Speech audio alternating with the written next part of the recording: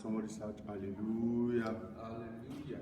Let somebody shout hallelujah. Hallelujah. We thank God for this wonderful opportunity to be in His presence again this morning. A dúpẹ́ fún àǹfààní láti wà níwájú rẹ̀ ní àwòrán yìí. We appreciate Him for His love and mercy that has given unto us again. A dúpẹ́ fún àánú àti oore-ọ̀fẹ́ tó ti fún aláàbòrán yìí. To see another Sabbath service.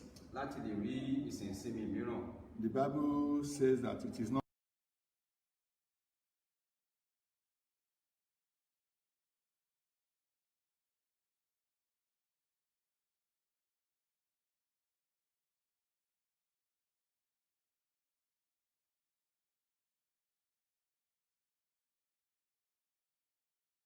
The Bible says also that we slept and we woke up for the Lord sustained us. Bíbélì sọ wípé èmi sùn mo sì jí nítorí pé Olúwa wà pẹ̀lú mi. We thank Him for His sustenance. A dúpẹ́ lọ́wọ́ rẹ̀ fún pípa wá mọ́. As we go into His word this morning, Bí a ṣe ń lọ sínú ọ̀rọ̀ rẹ̀ lówùúrọ̀ yìí. shall we bow our heads and pray? Ẹ jẹ́ ká tẹríba kí a gbàdúrà. Father, in the mighty name of Jesus. Amen.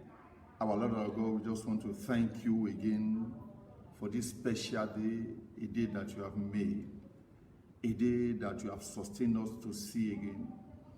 Despite all the pandemic, despite all deaths, the fear of death, front, back, left and right, you have kept us because you are a faithful God. Daddy, please accept our thanks in the name of Jesus. Amen. Lord, as we are gathered this morning, distance is not a barrier to your word. Distance is not a barrier to your ability and your power. Daddy, we pray that you will speak to us this morning in the name of Jesus. Amen. And you will meet each and every one of us at the point of our needs in the name of Jesus. Amen. May your power move in our lives Amen. more than before in the name of Jesus. Amen. Thank you, Father. Thank you, Lord. Thank you, sweet Holy Spirit. Thank you, Lord. For in Jesus' mighty name we have prayed. Amen. Amen. Amen. Yeah, brethren, I just want to say good morning to all of you, wherever you are watching and listening to me this morning. Ẹ̀yin ará, mo fẹ́ sọ wípé ẹ kú òwúrọ̀ níbikíbi tó sì lè máa gbọ́ mi tàbí tó ń rí mi ní àkókò yìí. I give glory to God for your life Mo fi ògo fún Ọlọ́run fún ayé rẹ and that of your family members. àti fún ti ìdílé rẹ. And I'm very sure that God has been keeping and providing for you. Ó sì dá mi lójú wípé Ọlọ́run ti ń pa ọ́ mọ́, ó sì ti ń pèsè fún ọ. And that God will never forsake you in the name of Jesus. Ọlọ́run náà kò ní fi ọ́ sílẹ̀ lórúkọ Jésù. This morning we have an interesting topic to treat. Ní òwúrọ̀ yìí, a ní àkórí kan tó ṣe pàtàkì láti gbé yẹ̀wò. And so therefore let us quickly open our Bible to the book of St. Matthew chapter number 15. Nítorí náà, ẹ jẹ́ ká ṣí Bíbélì wa sí ìwé Matthew orí ìkẹẹ̀dógún. Matthew 15. Ìwé Matthew orí ìkẹẹ̀dógún. I read from verse 22 Màá bẹ̀rẹ̀ kíkà láti ẹsẹ̀ ìkejìlélógún through 28. títí dé ẹsẹ̀ kejìdínlọ́gbọ̀n. 22. And behold, a woman of Canaan came out of the same coast and cried unto him, saying, Have mercy on me, O Lord, thou son of David. My daughter is grievously vexed with a devil. Obìnrin kan láti Kénáánì tí ó ń gbé ibẹ̀ wá sí ọ̀dọ̀ rẹ̀, ó ń bẹ̀bẹ̀, ó sì kígbe pé, Olúwa ọmọ Dáfídì, ṣàánú fún mi, ọmọbìnrin mi ní ẹ̀mí èṣù tí ń dá lóró gidigidi. 23. But he answered her not a word, and his disciples came and besought him, saying, Send her away, for she cried after us. Ṣùgbọ́n Jésù kò fún ní ìdáhùn. Àwọn ọmọ ẹ̀yìn rẹ̀ sì gbà á níyànjú pé lé obìnrin náà lọ, nítorí ó ń kígbe tọ̀ wá lẹ́yìn. 24. But he answered and said, I am not sent but unto the lost sheep of the house of Israel. Ẹsẹ̀ kẹrìnlélógún, ó ní ó dáhùn pé àgùntàn ilé Ísírẹ́lì tí ó nù nìkan ni a rán mi sí. 25. Then came she and worshipped him, saying, Lord, help me. Ẹsẹ̀ kẹẹ̀dọ́gbọ̀n, ó ní obìnrin náà wá, ó wólẹ̀ níwájú rẹ̀, ó bẹ̀bẹ̀ sí i pé, Olúwa ṣàánú fún mi. 26. But he answered and said, It is not meet to take the children's bread and to cast it to dogs. Ẹsẹ̀ kẹrìndínlọ́gbọ̀n, ó sì dáhùn pé wípé kò tọ́ kí a gbé oúnjẹ àwọn ọmọ fún àwọn ajá. 27, and she said, Truth, Lord, yet the dogs eat of the crumbs which fall from their master's table. Ẹsẹ̀ kẹtàdínlọ́gbọ̀n, ó ní obìnrin náà sì wí pé bẹ́ẹ̀ ni síbẹ̀síbẹ̀ àwọn ajá máa jẹ èrúnrún tí ó ti orí tábìlì olówó wọn bọ́ sílẹ̀. Then 28, the last verse. Then Jesus answered and said unto her, O woman, great is thy faith. Be it unto thee even as thou wilt. And her daughter was made whole from that very hour. Ẹsẹ̀ kejìdínlọ́gbọ̀n ibi tá ó ti dánu dúró. Jésù sì sọ fún obìnrin náà pé ìgbàgbọ́ ńlá ni tìrẹ, a sì ti dáhùn ìbéèrè rẹ, a sì mú ọmọbìnrin rẹ̀ láradá ní wákàtí kan náà. Hallelujah. Ẹ̀yin Olúwa. May the Lord bless the reading of His word. Ọlọ́run kó bùkún fún kíkà ọ̀rọ̀ rẹ̀. This morning, we shall be speaking on the topic, Healing is the children's food. Ní òwúrọ̀ yìí, a ó máa gbé àkórí tí yẹ̀wò tí ó sọ wípé ìwòsàn ó jẹ́ oúnjẹ àwọn ọmọ. Healing is the children's food. Ìwòsàn jẹ́ oúnjẹ àwọn ọmọ. Brethren, if you take notes, you will know that the world is very sick at the moment. Ẹ̀yin ará, tí a bá wòye rẹ̀ dájúdájú, a ó rí wípé gbogbo àgbáyé ó ń ṣàìsàn lọ́wọ́lọ́wọ́ báyìí. Yes, the world is very sick. Bẹ́ẹ̀ ni àgbáyé ń ṣàìsàn lọ́wọ́lọ́wọ́ báyìí. Government whatever are in a state of confusion. Àwọn ìjọba gan wọ́n wà ní ìpòrúurú ọkàn.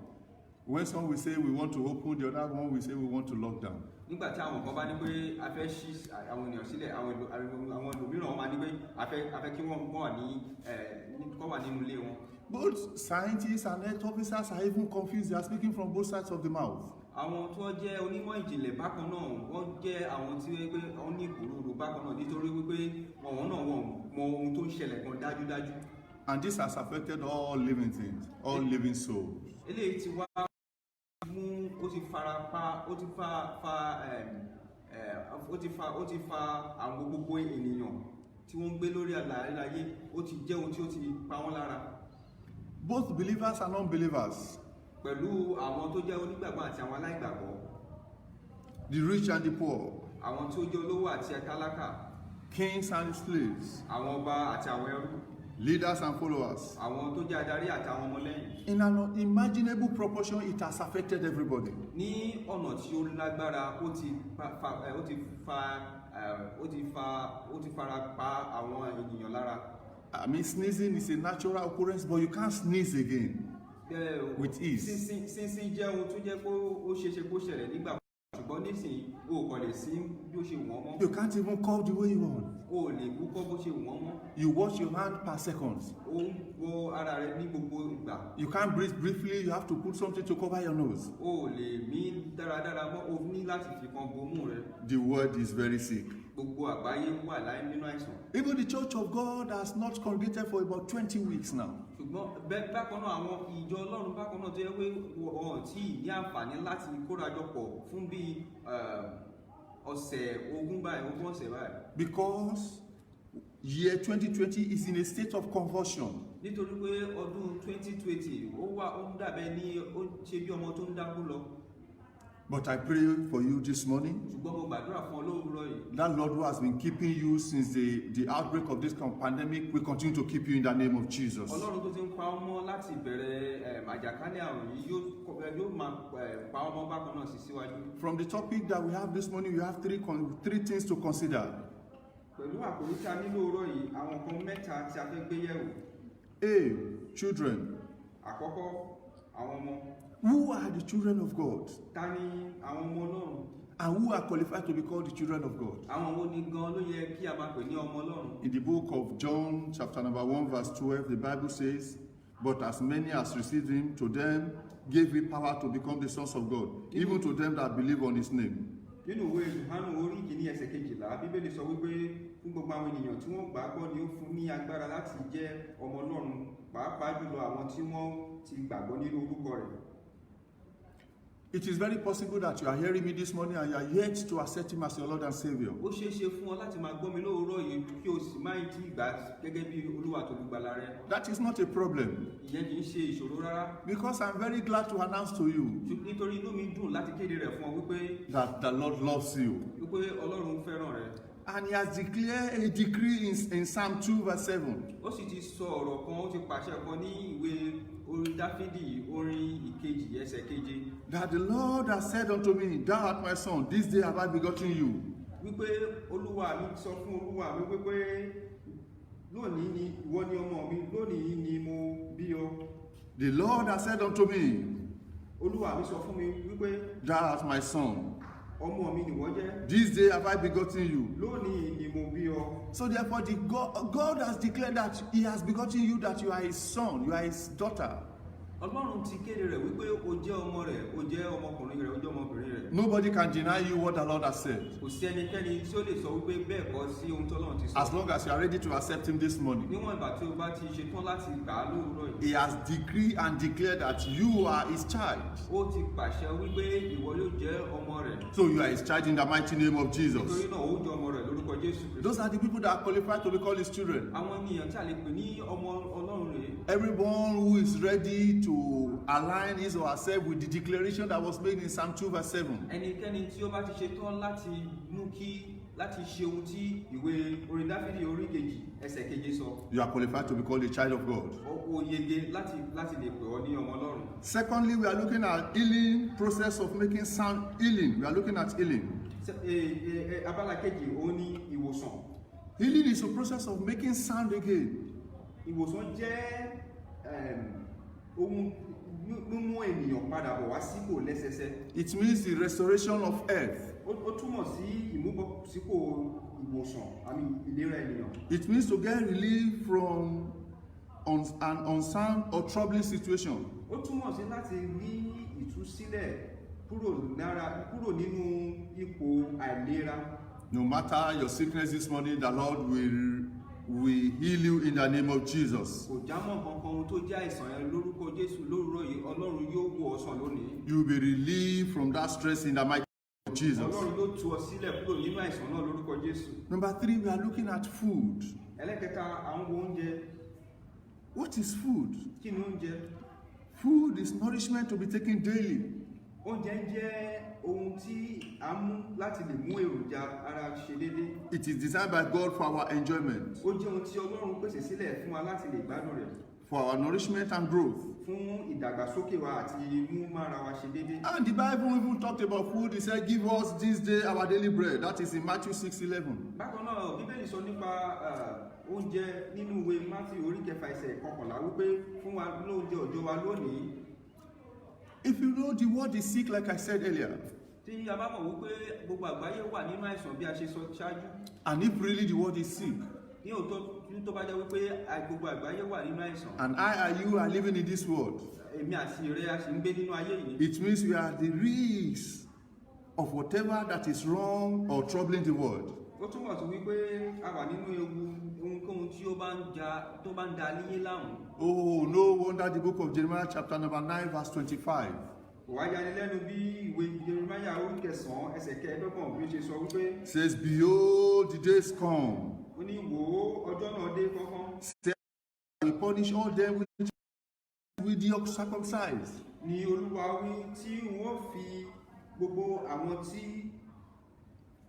tí wọ́n jẹ́ aláìkọlà wọ́n fi wọ́n dààmú àwọn tí wọ́n jẹ́ àwọn tí wọ́n. I will punish all them which are circumcised with the uncircumcised. Wọ́n fi gbogbo àwọn aláìkọlà dààmú àwọn tí ó jẹ́ àwọn tí wọ́n kọlà.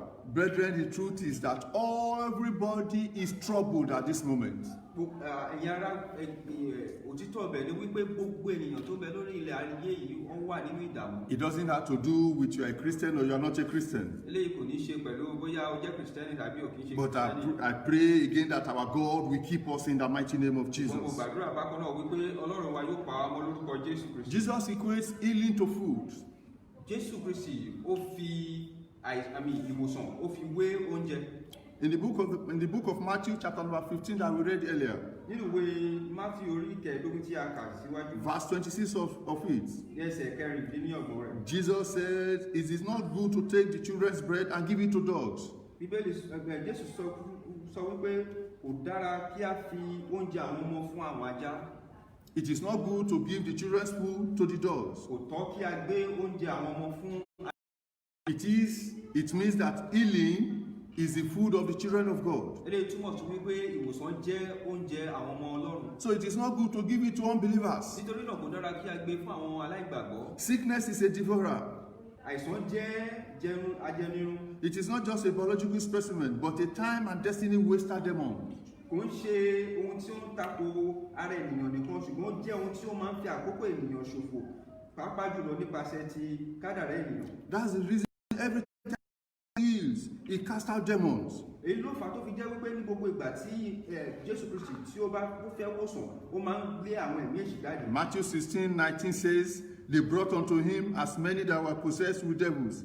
He cast out the spirits with his words and healed all that were sick." Ìwé Matthew orí kẹrìndínlógún ẹsẹ̀ kọkàndínlógún sọ wípé wọ́n sì mú àwọn ènìyàn tí wọ́n ṣàìsàn wá sí ọ̀dọ̀ Jésù àti àwọn ènìyàn tí wọ́n ní ẹ̀mí èṣù, ó sì lé gbogbo ẹ̀mí èṣù wọn nípasẹ̀ ọ̀rọ̀ rẹ̀, ó sì wò wọ́n sàn. Oh yes, he cast out all the devils. Ó lé gbogbo ẹ̀mí èṣù wọn kúrò. I pray this morning that every demon that is tormenting your life will be casted out in the name of Ó Jesus. gbàdúrà wípé gbogbo ẹ̀mí èṣù èyí tó ń yọ ayé rẹ lẹ́nu ni a ó lé jáde ní òwúrọ̀. Receive your healing right away in the name of Gba Jesus. ìwòsàn rẹ lọ́gán lórúkọ Jésù Kristi. And the book of Jeremiah 30:17 makes us to know that Jesus Christ is a great physician. Ìwé Jeremáyà orí ọgbọ̀n ẹsẹ̀ kẹtàdínlógún ó sọ wípé Jésù Kristi ni olórí, ó jẹ́ oníwòsàn. There is no sickness that he is not able to heal. Kò sí irú àìsàn náà tí Jésù tí ó lè wòsàn. I pray again that the great physician will visit your home this morning in the name of Jesus. Ó gbàdúrà pé oníṣègùn ńlá náà yóò bẹ ayé rẹ wò lórúkọ Jésù Kristi. Ignorance is a very terrible thing. Àìmọ̀kan ó jẹ́ ohun tí kò dára. It can be very dangerous to be ignorant. Ó jẹ́ ohun tó yẹ pé ó ṣeéṣe kí ó jẹ́ ewu nígbà tí a bá jẹ́ ẹni tí ò mọ̀ kan. If someone is ignorant, it can make you to tarry on the same spot, it can make you to tarry in problems. Àìmọ̀kan lè mú kí ènìyàn kí ó pẹ́ nínú ìṣòro fún ìgbà tó pẹ́ kan. In the book of Mark, chapter number 5, 25 to 29, Nínú ìwé Máàkù orí karùn-ún ẹsẹ̀ kẹẹ̀ẹ́dọ́gbọ̀n sí ẹsẹ̀ kọkàndínlọ́gbọ̀n. the woman with the issue of blood was ignorant for 12 years. Arábìnrin tó ní oníṣun ẹ̀jẹ̀ náà tó jẹ́ ẹni tí ó jẹ́ aláìmọ̀kan fún ọdún 12. And this cost her all that she had. She spent everything according to the word of God. Eléyìí sì mú kí ó ta gbogbo ohun ìní rẹ̀ gẹ́gẹ́ bí ọ̀rọ̀ Ọlọ́run ṣe sọ fún wa. After 12 years, she now realized that she had made a mistake. She could have approached Jesus and got healed. Lẹ́yìn ọdún 12 ó wá rí pé àṣìṣe ńlá lòun ṣe pé òun ò bá ti bá Jésù pàdé ṣáájú. She realized that all power belonged unto Jesus. Ó wá rí wípé gbogbo agbára jẹ́ ti Jésù Kristi. She realized that what the book of Jeremiah chapter number 9 says, that Jesus is the great physician, is truth after all. Ó wá rí dájú wípé Jésù Kristi tó jẹ́ oníṣègùn ńlá náà pé ó jẹ́ òtítọ́. After wasting all that she had, after spending a long time, 12 whole years in that sickness, she now approached Jesus and she received her healing. Lẹ́yìn ìgbà tó ti fi gbogbo ohun ìní rẹ̀ ṣòfò tán lẹ́yìn ọdún 12 gbáko, lẹ́yìn náà ló wá tọ̀ Jésù wá bí Jésù Kristi sì fún ní ìwòsàn rẹ̀. Will you want to be ignorant like that woman of the issue of blood? Ṣé ìwọ náà fẹ́ jẹ́ òpè tàbí aláìmọ̀kan bí gẹ́gẹ́ bí obìnrin oníṣun ẹ̀jẹ̀ yìí ni? Or will you stand up this morning and accept that the Lord has declared that today he has begotten you and you accept Jesus and approach him for your healing? Tàbí ìwọ náà yóò dìde lónìí ó sì lọ sí ọ̀dọ̀ rẹ̀ wípé o fẹ́ ìwòsàn rẹ̀ kí òun náà kó lè fún ọ ní ìwòsàn. I pray that the power of the Almighty God will move you towards Jesus and he brings your healing in the name of Jesus. Mo gbàdúrà wípé agbára ìwòsàn Ọlọ́run yóò mú ọ kọlu oore ọ̀fẹ́ Jésù Kristi. Jésù Kristi yóò sì fún ọ ní ìwòsàn rẹ lórúkọ Jésù. And in the other hand, there's another woman in the book of Matthew 15:22. Bákan náà nínú ìwé Matthew orí ìkẹẹ̀dógún ẹsẹ̀ ìkejìlélógún. The Bible tells us about a woman of Canaan who approached Jesus. Bíbélì fi yé wa nípa arábìnrin kan ti Kénáánì tí ó tọ̀ Jésù wá. This woman went to Jesus, but Jesus rejected her because Jesus said, you are a woman of Canaan. I am not sent to you, I'm sent to the lost sheep of the house of Israel. arábìnrin yìí tọ̀ Jésù Kristi wá ṣùgbọ́n Jésù Kristi kò fẹ́ gbà á nítorí pé ó jẹ́ èèyàn Kénáánì ṣùgbọ́n Jésù Kristi fi yé dájú wípé a rán mi sí àwọn àgùntàn Ísírẹ́lì tí wọ́n ti sọnù. Despite that rejection and provocation, ignorant of the enormous power of our Lord Jesus Christ. Bó tilẹ̀ jẹ́ wípé Jésù Kristi kọ sílẹ̀ yìí ṣùgbọ́n bákan náà kò jẹ́ ènìyàn tó jẹ́ òpè sí ohun tí Ọlọ́run fẹ́ ṣe. Yes, she is not an Israelite, but she knows the ability of the Lord Jesus Christ. Lótìtọ́ kì í ṣe ará Ísírẹ́lì ṣùgbọ́n ó mọ ohun tí Jésù Kristi lè ṣe. Yes, she knows she's not an Israelite. Bẹ́ẹ̀ ni ó mọ̀ wípé òun kì í ṣe ará Ísírẹ́lì. She knew she's not worthy to eat from the table of the Lord. Ó mọ̀ wípé kò tọ́ fún láti jẹ oúnjẹ láti orí tábìlì Ọlọ́run. She knew that the food is meant for the daughters of Zion and not for outsider like her. Ó mọ̀ wípé oúnjẹ yìí ni a ti pèsè sílẹ̀ fún àwọn tí ó jẹ́ ti Síónì àti àwọn tí ó jẹ́ ti ọmọ Ọlọ́run. But behold, she also knows that the Lord Jesus is full of mercy and compassion. Ṣùgbọ́n bákan náà ó mọ̀ wípé Jésù Kristi ó kún fún àánú àti ìyọ́nú. She knew the word of the Lord in Psalm 2 verse 7 that declared that today I have begotten you. So she knows that the Lord has begotten her and she is qualified by mercy for the healing food at the table of the Lord. Ó mọ ọ̀rọ̀ Ọlọ́run yẹn dájú nínú ìwé orin Dáfídì orí kejì ẹsẹ̀ ìkeje tí ó sọ wípé lónìí ni mo ti bí ọ. Ó sì mọ̀ dájú wípé àánú Ọlọ́run yóò mú òun yẹ fún oúnjẹ ti ìwòsàn yìí. Will you also arise like this woman of Canaan? Tí ìwọ náà yóò dìde gẹ́gẹ́ bí arábìnrin ti So approach the Lord Jesus Christ with your sickness and problems this morning. láti tọ̀ Jésù wá pẹ̀lú ìṣòro rẹ àti àìsàn rẹ bí. The choice is yours today to accept the declaration. Yíyàn jẹ́ tirẹ̀ ní òwúrọ̀ yìí. The choice is yours to accept the declaration this morning. Yíyàn jẹ́ tirẹ̀ ní òwúrọ̀ yìí. Not minding what you have gone through or what you are going through. Láláì bìkítà nípa tẹ ohun tí òun là kọjá tàbí ohun tí ó ń ṣe. Because today he has begotten you. Nítorí lónìí ló ti bí ọ. So therefore you are qualified to sit at the table of mercy. Nítorí náà ó perégedé láti lè jókòó lórí ìtẹ́ àánú yẹn. And start to eat the healing food at the table of the Lord. Kí o sì bẹ̀rẹ̀ sí ní máa jẹ oúnjẹ ìwòsàn náà ní At this very season of sickness in all fronts. Bí àkókò tí ó jẹ́ àkókò ti àìsàn. Whatever your sickness may be. Ohunkóhun tí àìsàn rẹ lè jẹ́. Whatever that your sickness may be. Ohunkóhun tí àìsàn rẹ yẹn tó lè jẹ́. I repeat, whatever your sickness may be. Mo tún sọ lẹ́ẹ̀kan sí ohunkóhun tí àìsàn rẹ lè jẹ́. Spiritual or physical. Bóyá nípasẹ̀ ti ẹ̀mí ni tàbí nípasẹ̀ ara. Is it emotional? Ṣé nípa ti ìmọ̀lára ni? Is it mental? Ṣé nípa ti ríru ọpọlọ ni? About career or business? Ṣé nípa ti iṣẹ́ rẹ ni? Is it a financial sickness? Ṣé nípa ti ìṣúná owó rẹ ni? Is that sickness age related? Ṣé àìsàn yìí ṣó jẹ́ ohun tó jẹ mọ́ ti ọjọ́ orí rẹ? Is it the fear of death? Ṣé nípa ti ẹ̀rù ikú ni? Due to long time underlying sickness? Ṣé nípa ti àìsàn ọjọ́ tó ti pẹ́ wá ni? Is it marital problem? Ṣé nípa ti ọ̀rọ̀ ìdílé ni? Hear me and hear me very well this Gbọ́ mi morning. kí o sì gbọ́ mi dáradára. None of this sickness can withstand the enabling power and the healing power of the Lord Jesus Kò Christ. sí ìkan nínú àìsàn yìí tí ó lè kojú agbára tí ń woni sọ ti Ọlọ́run. No matter what you are passing through or what you are facing right now, Kò jámọ́ kankan ohunkóhun tí o lè máa là kọjá. what your family is facing, what your family is passing through, Ohun tí ìdílé rẹ tí wọ́n ń là kọjá. what your financial life is passing through, Ohun tí ọ̀rọ̀ ìṣúná owó rẹ bó ṣe rí. what your children are passing Ohun through, tí àwọn ọmọ rẹ tí wọ́n ń là kọjá. they cannot withstand the healing power of our Lord Jesus Wọn ò Christ. lè kojú agbára tí ó wà nínú ìwòsàn Jésù Kristi. If only you will bring them to Him. Kàkà kìkì bí o bá lè mú tọ̀ Jésù Kristi wá. In the book of St. Matthew, chapter number 8, Nínú ìwé Mátíù orí kẹjọ verses 16 and 17. ẹsẹ̀ kẹrìndínlógún sí ẹsẹ̀ kẹtàdínlógún. The Bible says, when evening was come, they brought unto him many that were possessed with devil. Bíbélì sọ wípé nígbà tí ó di ọwọ́ àṣálẹ́ wọ́n mú ọ̀pọ̀lọpọ̀ àwọn ènìyàn tí wọ́n ní ẹ̀mí èṣù tọ̀ Jésù wá. And he cast out the evil spirits with his word, and healed all that were sick. Ó sì mú gbogbo àìsàn wọn kúrò àti àwọn ènìyàn tí wọ́n ṣàìsàn ó wò wọ́n sàn. That it might be fulfilled which was spoken by Isaiah the prophet. Kí a lè fìdí rẹ̀ múlẹ̀ èyí tí a ti sọ nípasẹ̀ ẹnu wòlíì Àsáyà. Saying, himself took our infirmities and bare our sickness. Wípé òun fúnra rẹ̀ mú àìlera wa ó sì mú àwọn àìsàn wa kúrò. He took our infirmities and he bare our sickness. Ó mú àwọn àìlera wa ó sì mú àwọn àìsàn wa. Will that be your portion in the mighty name of Jesus? Eléyìí yóò jẹ́ ìpín rẹ lórúkọ Jésù. May that be your portion in the name of Eléyìí yóò Jesus. jẹ́ ìpín rẹ lórúkọ Jésù. The American preacher Charles Capp says, Oníwàásù Amẹ́ríkà Charles Capp ó sọ wípé words like unto seeds. ó ní ọ̀rọ̀ dàbí èso tàbí irúgbìn. It has the ability to procreate and bring forth life. Ó ní agbára láti lè mú kí nǹkan wá sí àyè tàbí kó mú ìyè wá sí nǹkan. Words are like unto seeds. Ọ̀rọ̀ ó dàbí irúgbìn. It has the ability to procreate Ó ní agbára láti lè mú kí nǹkan kí ó ṣẹlẹ̀ and bring forth life. tàbí kí ó mú ìyè dé bá nǹkan.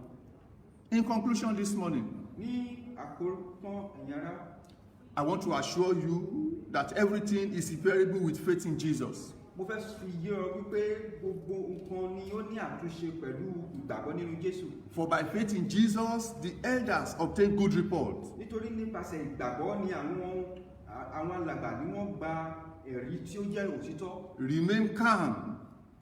Wà ní ìfọ̀kànbalẹ̀. Eat the healing food of prayer and the word daily without ceasing. Jẹ oúnjẹ ìwòsàn ti àdúrà àti ti ọ̀rọ̀ Ọlọ́run ní ojoojúmọ́. Pray and pray and pray and pray. Gbàdúrà gbàdúrà kó sì tún gbàdúrà. Read the word of God, chew the word of God, digest the word of God. Ka ọ̀rọ̀ Ọlọ́run jẹ́ ní ẹnu rẹ kí o sì jẹ́ kí ó lọ sínú ọkàn rẹ. And I pray that throughout this COVID-19 period, Mo sì gbàdúrà wípé ní gbogbo ìgbà tí COVID-19 yìí, we shall always obtain good report in the mighty name of a ó Jesus. máa ní ẹ̀rí tó dára lórúkọ Jésù. We shall always obtain good report in the mighty name of A ó máa ní Jesus. ẹ̀rí tó dára gbà lórúkọ Jésù. Shall we pray? Ẹ jẹ́ ká gbàdúrà. Father, in the mighty name of Jesus, Amen. I bring your children to you this morning in whatever sickness, whatever COVID has brought into their life, whatever the situation that is confronting them now, whatever that is frightening them, whatever it is that is harassing them, Lord Jesus, I pray that you will prepare before them the table of your healing food in the name of Jesus. Amen. And by your mercy, they will eat and eat to satisfaction your healing food in the name of Jesus. Amen. And every sickness shall disappear in the name of Jesus. Amen. Every demon shall flee in the name of Jesus. Amen. And I barricade your life with the fire of the Holy Spirit. Amen. In the mighty name of Jesus. Amen. I barricade your life with your family, with the angels of the Lord. Amen. In the name of Jesus. Amen. It is well with you in the name of Jesus. Amen. It is well with you in the name of Jesus. Amen. Go and testify in the name of Jesus. Amen. Go and testify in the name of Jesus. Amen. Go and testify in the name of Jesus. Amen. We await that good report from you, and so shall it be in the name of Jesus. Amen. Quickly shall come forth without delay in the name of Jesus. Amen. Thank you, Father, for having an answer. Thank you, Lord. For in Jesus' mighty name we have prayed. Amen. Amen. Amen and amen in Jesus' name. Shalom.